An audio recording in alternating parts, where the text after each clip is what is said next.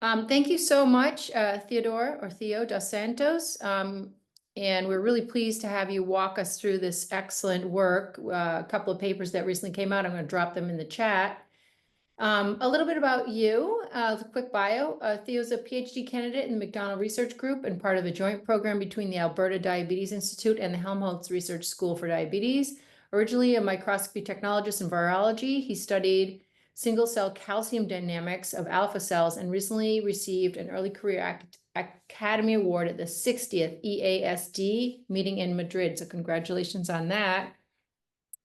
In March 2025, he had a great paper, TMEM 55A mediated PI5P signaling regulates alpha cell actin depolymerization and glucagon secretion. In February 2025, they dropped a bioRxiv preprint linking molecular pathways and islet cell dysfunction in human type 1 diabetes. And in December, also December 2024, there was another paper, TMEM 55A mediated P1-5P signaling regulates alpha cell actin depolymerization and glucagon secretion. So very busy in the past few months churning out papers. And we're really interested to hear some of the work that went into these papers and also to have you bring us up to speed in any of the extensions that have developed after the papers were published. Yeah, absolutely. Thank you very much for having me here. It's an honor to present. My primary focus for this talk will be on the paper that's currently in bioRxiv in February, which is linking the molecular pathways and islet cell dysfunction in human type 1 diabetes. Just gonna get started with that. So first and foremost, I have no conflicts of interest to declare for this presentation. So while I'm sure most of us are aware of this in the audience, it never hurts for it to be reiterated, and that's to go over a brief introduction of the islet and type 1 diabetes. So hopefully, in each and every one of you, there's an organ known as the human pancreas, which is shown here from our islet core facility. Now, within the human pancreas, majority of the tissue is acinar, which is responsible for secreting the majority of enzymes that are released into your small intestine for digestion. However, a small percentage of the pancreas contain these islands of cells known as the islet. And the islet houses the endocrine cells that play significant roles in controlling your blood glucose levels and overall metabolism in the body. So within the islet, the two most popular cells are the alpha cell, which is responsible for secreting the hormone glucagon, which raises your blood glucose levels, and the beta cell, which secretes insulin that lowers your blood glucose. So together, alpha cells and beta cells with glucagon and insulin control your blood glucose level in a yin and yang relationship to establish glycemic control, ensuring that your blood glucose levels stay in a healthy range. However, in the case of type 1 diabetes, an autoimmune response gets triggered accidentally, leading to the near ablation of beta cells and insulin in the body. Now, the result of this is that your islet may look somewhat like this, where most of the insulin-producing beta cells are eliminated. Now, type 1 diabetes is a difficult condition to regulate your blood glucose with, and it can affect anyone at any age and at any point in their lives. So initially, type 1 diabetes, the initial worry is usually hypoglycemia. And this is due to the fact that because your body is lacking sufficient insulin, you lack sufficient abilities to lower your blood glucose and need to rely on exogenous sources. Something else that's also been reported in people living with type 1 is hypoglucagonemia. So this is elevated baseline glucagon secretion. In other words, it's alpha cells secreting glucagon when it's not supposed to, further raising blood glucose levels and contributing to hypoglycemia. However, if you talk to people living with type 1, their primary concern lies around hypoglycemia, which is low blood glucose. And the reason why this may occur is because when they go hypoglycemic and their blood glucose levels drop, alpha cells in them fail to sufficiently compensate with glucagon secretion to correct this low blood glucose drop. Now, this is more concerning because hypoglycemic events can rapidly transition to fatal consequences. In fact, in children, hypoglycemic events is the #1 mortality overnight. So if you undergo a hypoglycemic event while you're asleep, it becomes very hard for you to notice it and to correct it, leading to overnight mortality, which is unfortunately, as mentioned, the #1 killer for children by 2024 standards. So to talk about our paper and what we did, we need to briefly talk about secretion and the mechanisms and machinery that control it in alpha and beta cells. So this figure, although it looks complicated, can be broken down to essentially two key components. So secretion is primarily dependent upon the triggering pathway. And the triggering pathway turns secretion on, and it's shown on the left side of the figure. Mainly, it's through nutrient sensing, primarily through glucose, that leads to a change in an ATP-ADP ratio that ultimately leads to a closure of the K-ATP channel. The closure of this channel causes a depolarization cascade that ultimately leads to voltage-dependent calcium channels opening. This causes calcium to rise in the cytoplasm as it influxes into the cell. This rise in calcium triggers the machinery that allows for stored hormones to then be released by exocytosis. Adjacent to the triggering pathway are the amplification pathways. So these amplification pathways, shown here and here, dictate the magnitude of secretion that occurs once the triggering pathway is switched on. So the primary influences of the amplification pathways are sensing paracrine crosstalk from other hormones and other cells. So this is known as the neurohormonal amplification pathway, and through the energy output and efficacy of energetics in the cell. And this is known as the metabolic amplification pathway, shown here, and can rely on things like the NAD to NADH ratio, the redox state of the cell, etc. So the way I like to describe this in an analogy is you can think of it like an amplifier. So an amplifier that any electric guitar, for instance, would be plugged into. On the top of the amplifier are a bunch of knobs and buttons. The triggering pathway is essentially the on and off power switch for the amplifier. The amplification pathways are all the dials and buttons that control the tone of the sound. In other words, the amplification pathway will not be able to influence secretion unless the secretion pathway is switched on by the triggering pathway. So in other words, the power switch. So we observe that alpha cells appear to show altered secretory behavior in type 1. So in the panel on the left, we're looking at islets and measuring their glucagon secretion. And in red, we see the type 1s. And here we observe that under stimulation, they appear to have grossly elevated glucagon secretion compared to controls shown in black. In the middle panel, if we take a look at their action potential firing, we see that the type 1 alpha cells tend to have higher levels of frequency of firing, as well as higher magnitude or amplitude of their spikes as well. On the panel on the right, we're looking at the K-ATP currents, which, as mentioned, the closure of this channel is what triggers the depolarization cascade in the triggering pathway. The type 1 alpha cells appear to have lower K-ATP currents in them compared to the non-diabetes. This suggests that the closure of these channels and triggering depolarization has lesser threshold in the type 1 alpha cells. When we take a look at exocytosis, which is a surrogate measure for secretion, we see that at low glucose, or 1 millimolar glucose, the non-diabetes and type 1 alpha cells appear comparable in terms of their secretion, albeit the type 1 alpha cells appear to have a shorter range and a lower median. However, when we test them at 5 millimolar glucose, we see that the non-diabetes alpha cells start to shut off secretion, but the type 1 alpha cells appear on, suggesting that the type 1 alpha cells are kind of failing to regulate their secretion in response to changes in glucose. So one of the focuses of our group is trying to understand how differences in gene expression can influence secretory behavior of these islet endocrine cells. But how do we actually go about studying that? So in our lab, we utilize a technique known as patch-seq. The patch stands for electrophysiological patch clamp, which allows us to measure those ion and electrical activities that dictate the triggering pathway. Following this, we can then take that same cell and send it for single-cell RNA sequencing. So this allows us to measure the extent of gene expression.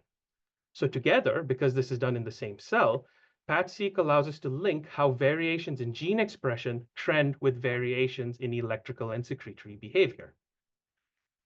So for the paper I'm talking about today, we analyzed patch-seq data of type 1 alpha and beta cells from donors with type 1 and compared them against non-diabetes control donors that were matched for donor age, BMI, and cold ischemia time, which is how long the pancreatic organ has been on ice. We also matched them as closely as possible for donor sex as well.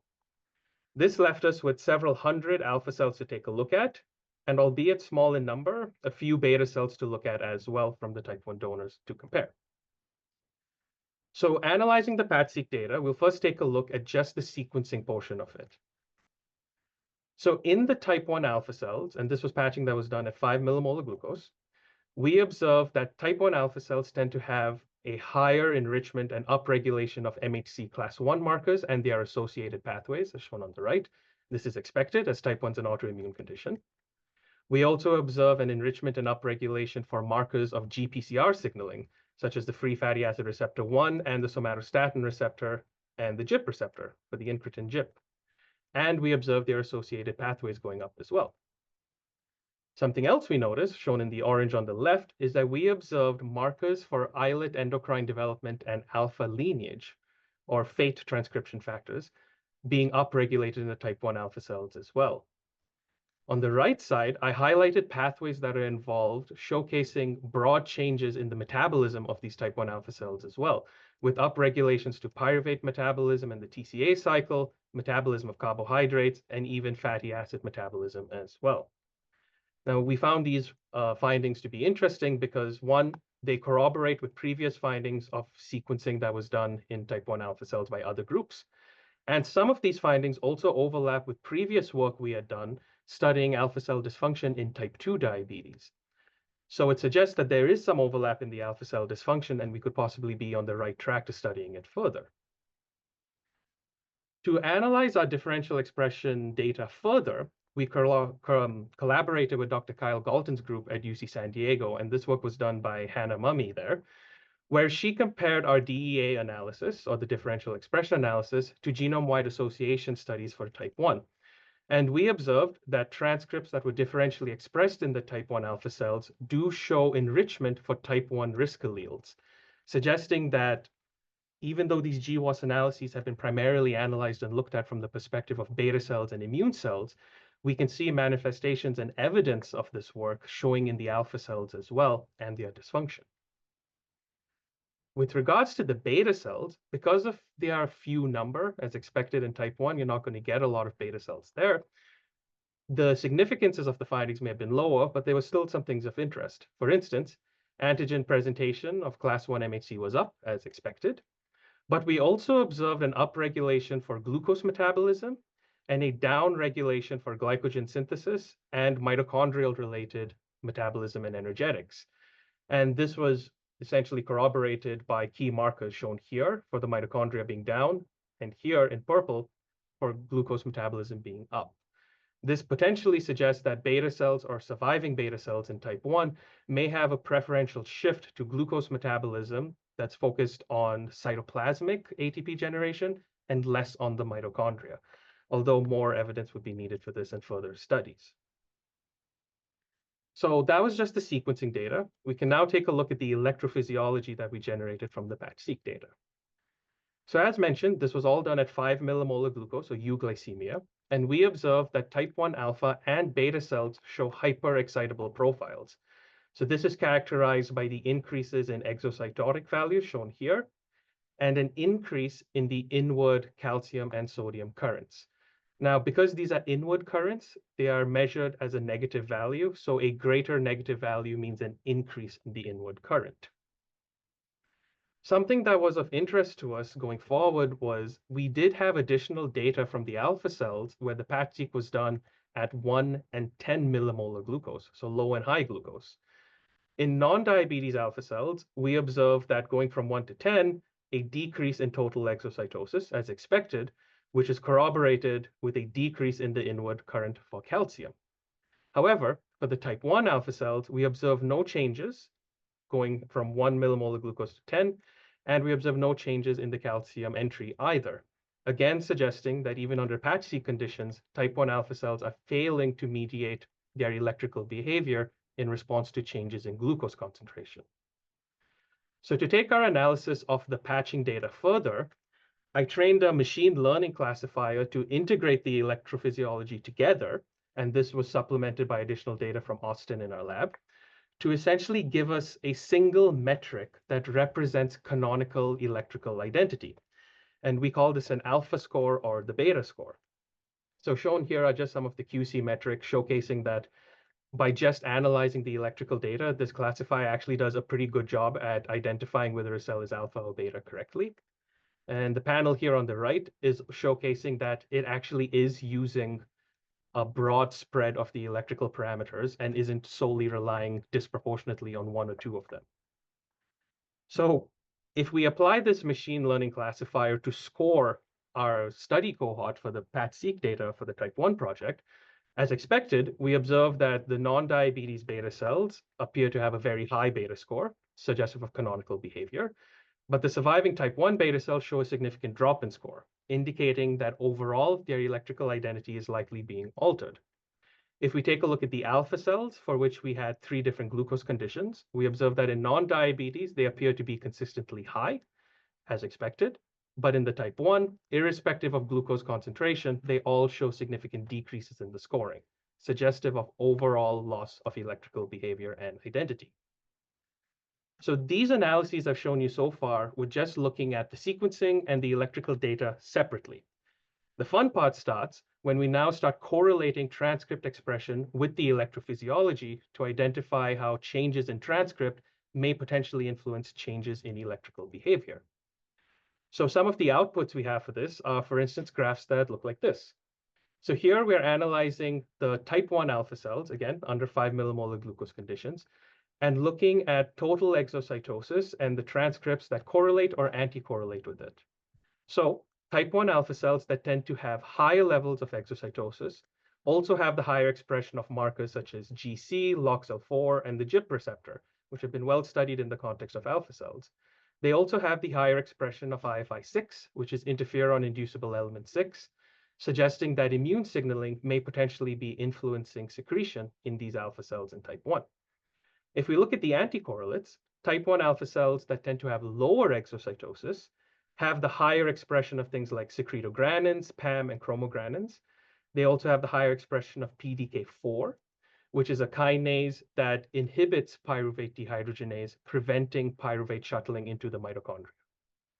Some other novel things of interest that have not been studied in the context of islets are HOOK2 and HOOK1, which associate with microtubules. And I couldn't find a lot of information about them, but it's interesting to see 2 different homologs on opposing sides of the correlations. So it could be something of interest in the future. So instead of just looking at the top correlates and anticorrelates, we can actually take all of this correlative data and pass it into gene set enrichment tools to now look at pathways that trend with exocytosis in these type 1 alpha cells. So something that popped out immediately to me was immune signaling either through interleukin-1 or tumor necrosis factor as trending with increased secretion. And previous work by our group, as well as others, looking at other cell types such as neurons, have shown that interleukin-1 signaling does in fact lead to hyperexcitable electrophysiology and increased exocytosis. Another thing we did was, instead of just performing these correlations using total exocytosis, we have that AI modeling score as the canonical measure of overall electrical identity. So here, what we observe is type 1 alpha cells that have higher model scores, suggestive of good electrical behavior. They tend to have the higher expression of multiple proteasomal components, components involved in the assembly and activation of mTOR, such as the LAMTORs, and SUMO1, which is a ubiquitin modifier. Meanwhile, type 1 alpha cells that have a loss of modeling score and behave bad tend to have the higher expression of MHC class 1 molecules, so like HLA class C, class B, and the co-molecule beta-2 microglobulin. They also have the higher expression of lineage and immaturity markers, such as ARX. So again, as we did with the exocytosis, we can take all of these correlations with the model score and input them into GSEAs to identify pathways trending with the model scores. And if we take a look at these pathways and look at the transcripts that enrich them, what we observed was type 1 alpha cells that tend to have good model scores and good electrical behavior tend to have higher proteasomal components and superoxide dismutases, suggestive of better handling of ER and protein stress and oxidative stress. They also have the higher expression of immune signaling inhibitors, such as NF-kappa B inhibitor alpha TOLIP, which is a novel toll-like receptor inhibitor, and PIAS1, which is an inhibitor for STAT signaling. On the flip side, type 1 alpha cells that show poor model scores and bad behavior tend to have higher expression of HLA class 1 or MHC class 1, and the higher expression of these alpha lineage and immaturity markers, such as NeuroD1, PAX6, NKX2-2, and ISL1.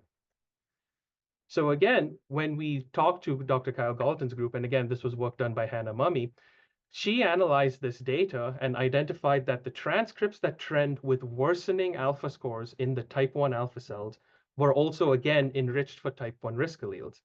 Again, showcasing that these GWAS studies can actually be applicable to studying alpha cells and their dysfunction as well. So far, I've shown you a lot of data-heavy things, right? Lots of different pathways, lots of potential hits. But again, this is just bioinformatics and transcriptomics with electrophysiology. So if we want to verify these things further at protein level validation or through pharmacological means, how do we determine which pathways or targets are actually relevant and worth testing? So to do this, my PI and I had long discussions about this, and we came up with an approach of integrating the correlation data with differential expression. This way, if we see trends and changes from various different transcripts that are part of the same pathway, and they trend the same direction, but this gets flipped, and contextualize that with the differential expression, we may have a better and easier time identifying potential targets to test further. So I know this sounds like a mouthful of stuff, so I'm just going to give you a very brief example with a spliced set of data just to showcase how this is done. So on this graph, on the x-axis, we have the correlation coefficients, where we are performing the correlations against total exocytosis. On the y-axis, we have the transcript names. As you can see, it's been split for non-diabetes and type 1. The color of the dot represents the expression of that transcript on the y-axis for that cohort. If the transcript is flanked by asterisks, that means the differential expression occurred to a significant extent. And the size of the dot plot represents the significance of the correlation. So we'll use PDIA3, the first one listed here as an example. We can see that because it's flanked by asterisks, there was significant differential expression. The color of the dot tells us it had lower expression in the non-diabetes alpha cells, and as a result, higher expression in the type 1. And if we look at the correlations, it has a significant positive correlation with exocytosis in non-diabetes, and this seems to be lost or insignificant and nearing zero in type 1. We can then take this data and essentially double it to also include the correlations for the modeling scores. And then using this approach, by looking for changes in trends, we could potentially identify things of interest to test further. So this is just a spliced data set. We could take a look at many, many different targets and hits and see what pops out to us as interesting. So to give you an idea of how this works, this part here, all of the transcripts that start with PSM are components of the proteasome. If we take a look at the colors of these dots, we can see that they tend to be marginally higher based on the color in the type 1 cohort compared to non-diabetes. But if we look at the trends in terms of the correlations, in terms of total exocytosis on the left, we can see that most of the components seem to be left-leaning significantly in non-diabetes, but they all seem to consistently shift right in type 1. If we take a look at the modeling score correlations, so a representative for overall behavior, we can see that they all tend to lean right in non-diabetes and type 1 as well. So how we would interpret this is that in terms of overall identity and behavior, the proteasomal components seem very important in type 1 and non-diabetes alpha cells. But when it comes to specifically exocytosis, perhaps something downstream or related to the proteasome is being altered because they appear to trend positively with exocytosis in type 1, but somewhat negatively in non-diabetes. So maybe this is a target we need to test further. For the paper we submitted to bioRxives, we did not test the proteasome, but we did find some other things of interest, like for instance, mTOR assembly and activation. Based on the color of the dots, we observed that most of these components seem to have significant lower expression in type 1. They tend to trend with positive model scores in both non-diabetes and type 1. But if we look at total exocytosis, it leans towards a negative correlation in non-diabetes, and this appears to be lost in the type 1. So we decided to investigate this further. So a brief introduction for the mTOR pathway. this is what the activated mTOR-C1 complex assembly looks like, and it assembles on the lysosomal membrane. So the LAMPTORs, which are the initial components that assemble this complex, 3 of them are significantly down in the type 1 alpha cells. The RAG enzymes, which are required to recruit and activate the first stage of mTOR activation, the RAG-C and RAG-D homologs are significantly down in the type 1 alpha cells. REB, shown here, which is required for the second and final stage activation of mTOR, is significantly down. The mTOR transcript itself is significantly down in the type 1 alpha cells, and DEPTOR, which is mTOR's inhibitor, which sequesters mTOR to the cytoplasm and prevents the assembly of this complex, it is significantly up in the type 1 alpha cells. So overall, this suggests that there are multiple pieces of evidence suggesting that mTOR-C1 activity and assembly is likely perturbed in the type 1 cells. But what does this actually mean to the alpha cell? So some of the possible consequences of this is the mTOR assembly is actually responsible for regulating calcium exit out of the lysosome. And as we know from the triggering pathway, calcium can play a direct effect on affecting secretion. The mTOR complex also suppresses the VATPase on the lysosome and prevents acidification. If this is left unregulated, acidification of the lysosome will occur, leading to increased hydrolytic or lytic activity, which may increase the free amino acids or free fatty acids in the cell, which could also potentially influence secretion. Last but not the least, mTOR regulates negatively lysosome biogenesis by negatively regulating the master transcription factors EB and E3. So this may have downstream consequences of lysosomal homeostasis. So to take this further and actually test this out, we worked with Dr. Rafael Arroyo Idrigo from Vanderbilt, where he analyzed our differential expression data to perform protein-protein interaction maps and showed that the mTOR-C1 signaling and amino acid metabolism were enriched in the non-diabetes alpha cells and missing in the type 1. So what we decided to do to mimic this is that we took non-diabetes islets, and when we measured their glucagon secretion under 5 millimolar glucose, if we treated them with Th1nk, which is a potent mTOR inhibitor, we observed increased secretions for glucagon, suggesting that the inhibition of mTOR signaling, or the lack of mTOR signaling, may be a negative regulator for glucagon secretion. And if this is missing in the type 1 alpha cells, may be a potential explanation for their hypersecretory behavior. Looking at this further downstream with regards to the lysosome, I reanalyzed the differential expression data and picked out all of the transcripts that coded for lytic enzymes involved with the lysosome. Out of all of those transcripts, those that had significant differential expression are shown here. And as you can see, they are all leaning towards higher expression in the type 1 alpha cells. So not only does this suggest that the perturbation in mTOR signaling may affect secretion, but there may be further downstream consequences to overall homeostasis in the cell from the perspective of lysosomes and lysosomal balance. And speaking of the lysosome, previous work by Farzad Asadi out of the Dhanvatari Research Group in Western Ontario did some really interesting work on alpha cell line models, where they showcased that glucagon-containing granules, if they are routed to the LAMP2 lysosome, they get degraded. But if they get routed to LAMP1 lysosomes, and this can be enhanced during hypoglycemia, LAMP1 lysosomes can actually contribute to secretion and hypoglucagonemia, or hypersecretion of glucagon. So since this linked to our mTOR studies, we decided to actually take a look at this further. So for all the donors that we performed the PAT-seq on, we also had FFPE preserved biopsies. So for the 3 type 1 donors we did this experiment with, we compared them against 3 non-diabetes donor biopsies from our PAT-seq data set as well. So these are 3 different experiments here. And we're staining for LAMP1 or LAMP2. So each dot here represents all glucagon positive areas in the field of view. So this is approximately 1 whole islet. And what we observed is that the LAMP1 to LAMP2 ratio in the type 1 islets appears to be much higher, suggesting that perhaps LAMP2 mediated degradation of glucagon is lowering and LAMP1 mediated secretion pathways may be up. And this could potentially be a mechanism contributing to hypersecretion of glucagon. So utilizing the same approach of looking at these dot plots contextualized with differential expression and the correlations, we wanted to identify other pathways that were worth investigating further. So one really obvious one is MHC class 1, which repeatedly shows up as linked in some form or the other with alpha cell dysfunction in our data.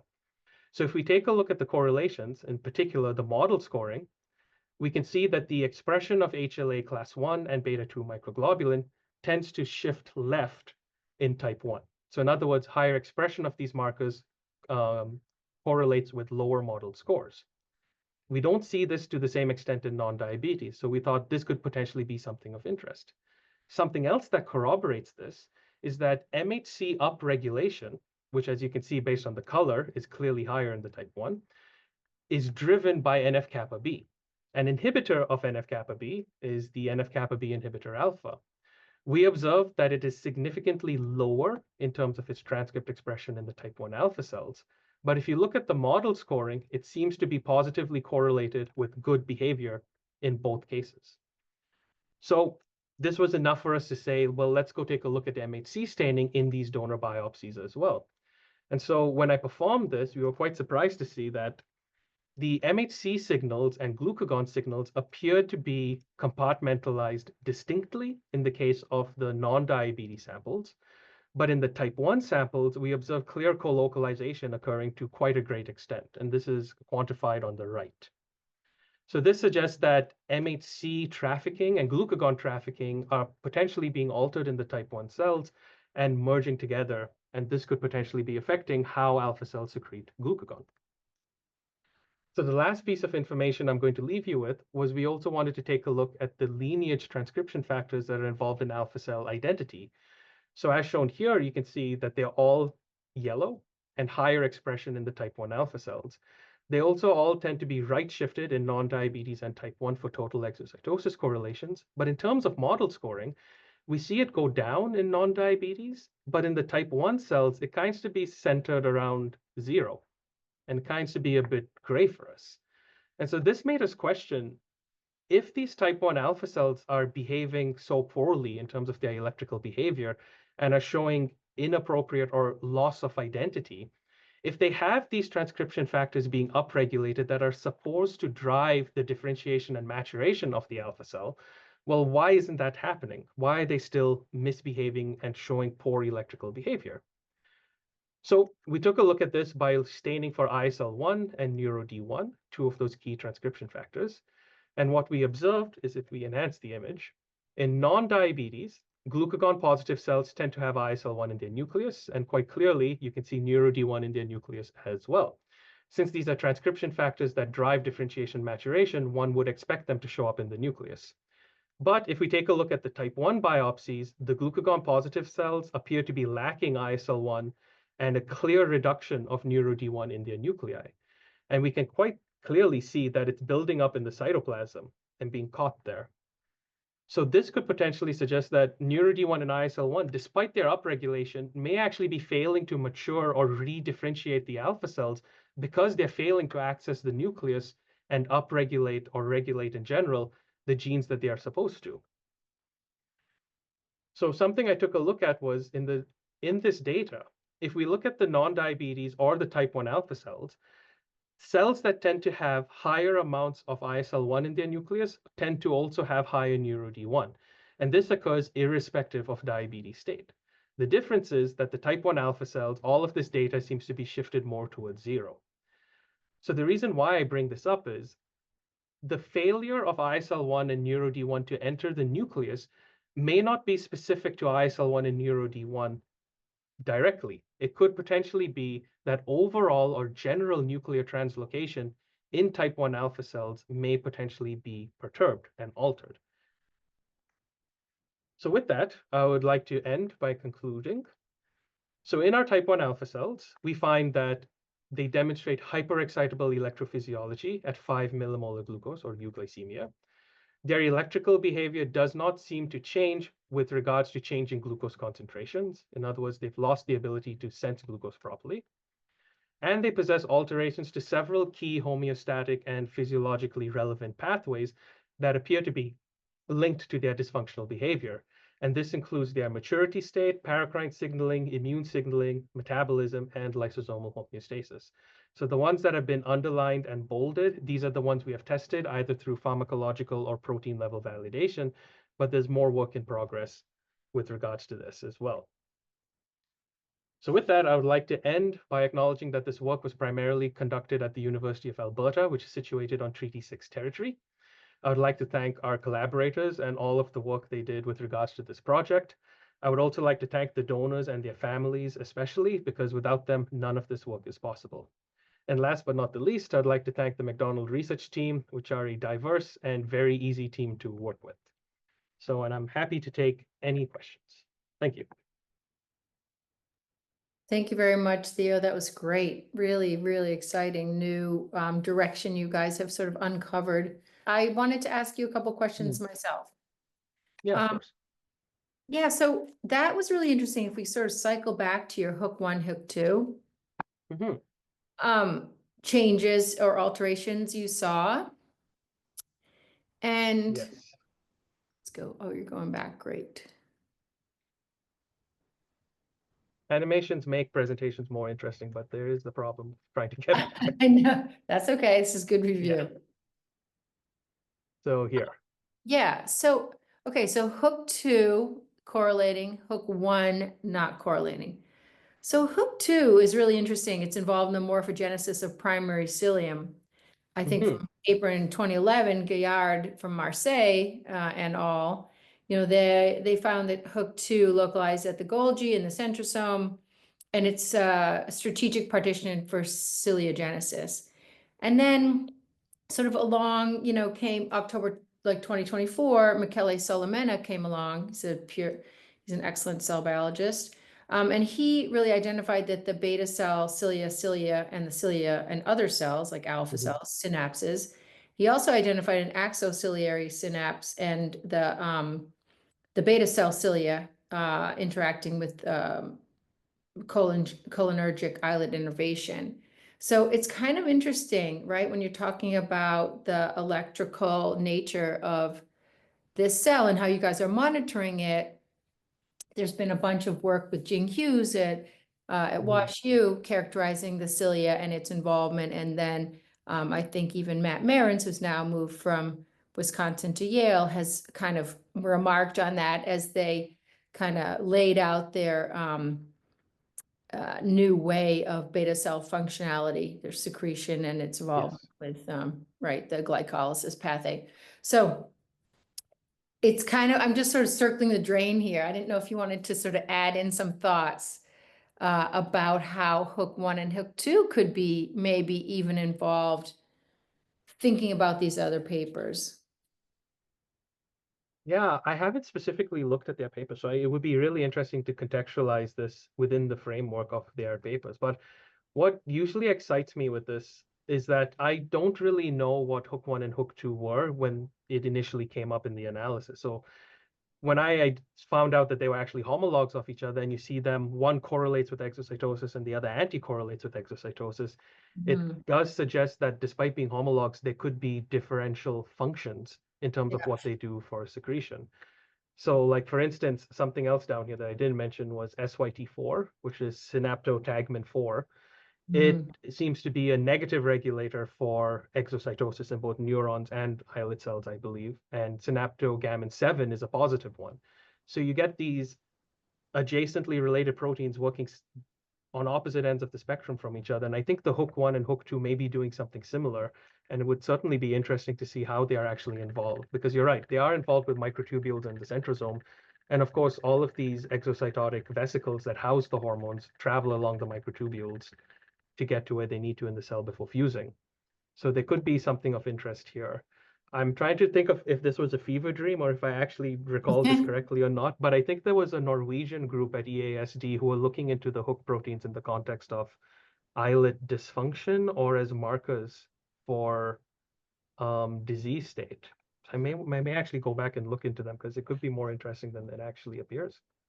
Yeah, if the primary cilium goes is somehow destroyed, right? Then, and if it's acting as some kind of antenna to relay or coordinate secretion, you know, you could have wider reaching effects than just the one-off cell going offline. So it's really kind of cool. It's really an interesting perspective, and it's really great that you guys, had this really excellent collab with the Galton lab to pull all this out.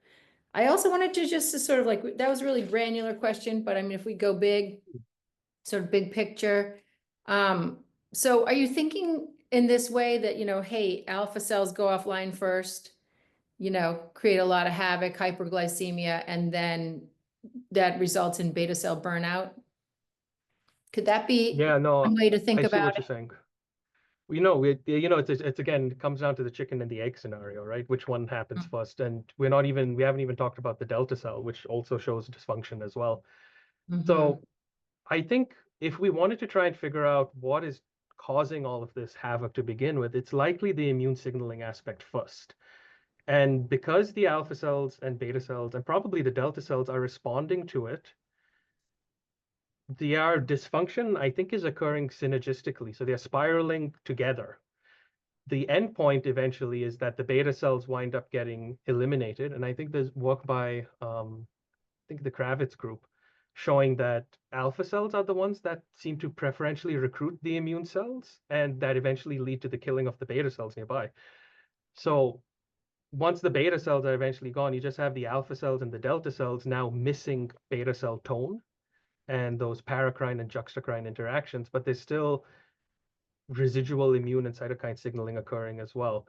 So I think it's a very fluid, very dynamic state, and I think the dysfunction and development of dysfunction is occurring together amongst all three cell types simultaneously, which makes Yeah. it very, very difficult to tease out individual pathways to test or to say you have a eureka moment that you just, treat it with this one particular drug for this one pathway and you can essentially resolve or rescue phenotypes. Yeah, it's a network effect. And then I guess if just to totally play devil's advocate, and you don't have to answer this, Bart brought up this work at the Th1nk meeting, that it's really the beta cell that's driving this, dysfunction. There is an insulin component that is the gene is just, not correct. There's SNP problems and it's not correctly translated, and and that's where it all begins. And then he just had a paper come out recently with Renee van Th1nk. I guess that's how you say it, Th1nk. And sort of highlighting that, how might you think about that piece, that new development in context of what you've seen? Yeah. So this was the paper on the mRNA half-lives, right? That came out in Cell, Yes, I think, recently. that's right. Yeah, I haven't given it a full detailed read as well, but it wouldn't be surprising. Something has to eventually, trigger this cascade to happen. Mhm. And that's possibly one hypothesis as well. I know there's a lot of work being done by, for instance, Teresa Rodriguez Calvo and Sarah Richardson out of Exeter saying that it's a viral mediated trigger. I would not be surprised if there are multiple different triggers that can occur independently or in concert with each other that leads to type 1. So it's really up in the air, to be honest. I think it could be everything that's been covered so far. It could be possibly contributing in some way or the other. Maybe for one individual, it's the mRNA issue. For another individual, it could primarily be the viral hypothesis. Yeah, And the endotypes. exactly. Mhm. And when studying all of this work in humans, like even if we're just looking at non-diabetes samples and non-diabetes islets and their phenotypes, there's tremendous amount of heterogeneity, not just within a single donor, but between donors as well. So I think how everyone responds to certain insults to islet injury or development of type 1 or type 2 for that matter will vary based on their own genetics, their lifestyle, their history, and now as we gain better technology, epigenetics and previous generational effects, environmental exposure. It's a very, very complicated system to try and tease out because it's near impossible to have all of the variables to analyze at the same time. Yeah, but you're getting closer, and through these cross interdisciplinary collaborations. I think this is really the way to go in terms of gathering layers of data and analyzing them, heading towards mechanism. Yeah, no, I absolutely agree. Sharing is caring. And, some of these techniques require so much insight and knowledge into the nuances of how they are done. And some of these tips and tricks aren't actually written in the protocols, right? The things that don't frequently get mentioned. Like you talk to the 10x people who do 10x genomics, they'll tell you there's a specific angle and a specific way you're supposed to pipette things into the tube that could like affect the quality of your output. So you can't expect a single research group to be able to have the money and the expertise to cover every single base. So I really do like collaborating, and the way we've written this paper and the way we've uploaded all of the supplementary work is to make it really easy for someone to just pull out the supplementary file. You can go through our differential expression or the data where the differential expression and the correlations are there together in an Excel file. You don't need to go and learn how to code or open a tarball or something like that. So we want to make it accessible. We want people to go through the data, see if their genes of interest are there. It's also the reason why humanislets.com was created in collaboration with a number of groups as well. We're all about data exploration and collaboration to try and see if we can tease things out using everyone's expertise without having to reinvent the wheel. Yeah, it's fantastic. And I think that Pat MacDonald's group kind of sets that tone up there in Alberta. So involved with sharing islets and creating a consortia around them, et cetera, et cetera, et cetera. So it's great to see, that his trainees are continuing that, style of interaction. It's fantastic. Okay, last call for questions. All right, then. We'll be posting this up, and I'm sure you're going to get a lot of watches because it's really fascinating. Thank you again, Theo. Really appreciate you coming out today and presenting this great work. Yeah, no, absolutely. Thank you very much for having me. Thanks, and have a great rest of your day. Bye-bye. You too. Thank you.